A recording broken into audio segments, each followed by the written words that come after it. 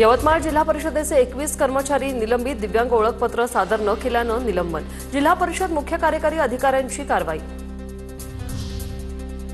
राज्यातील लोकप्रतिनिधी, आमदार, खासदारांविरुद्धचे कौटुंबिक हिंसाचार, लैंगिक अत्याचार, हत्या प्रकरणातील एकूण 488 खटले प्रलंबित। राज्य सरकारतर्फे मुंबई उच्च न्यायालयात देण्यात आलेली माहिती आणि यामध्ये गोवा आणि दीव दमणचाही समावेश।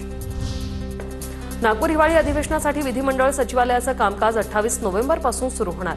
अधिवेशन संदर्भातील व्यवस्थेचा आढावा घेण्यात येणार। आगामी निवडणुकांसाठी इच्छुक उमेदवारांना अर्ज दाखल करण्यासाठी ऑफलाईनसह आता ऑनलाईन सवलत। दरम्यान रविवारी सुद्धा उमेदवारांचे अर्ज स्वीकारले जाणार। राज्य निवडणूक आयोगाकडून सूचना जारी।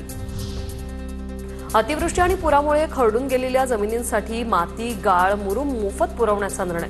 महाराष्ट्राच्या महसूल विभागाचा मोठा निर्णय। जमीन पुन्हा लागवडीयोग्य आणि सुपीक करण्यासाठी शासनाचा निर्णय। सागरी विशेष अधिक क्षेत्रात मुक्त मासेमारीला मुभा। खोल समुद्रातील मासेमारीला चालना। केंद्राच्या निर्णयामुळे मत्स्य उत्पादनात वाढ होणार। लालपरी लवकरच नव्या वेळापत्रकानुसार धावणार। एसटी महामंडळाच्या बस गाड्यांच्या वेळापत्रकात बदल केला जाईल। 1 जानेवारीला नवं वेळापत्रक जाहीर केलं जाईल।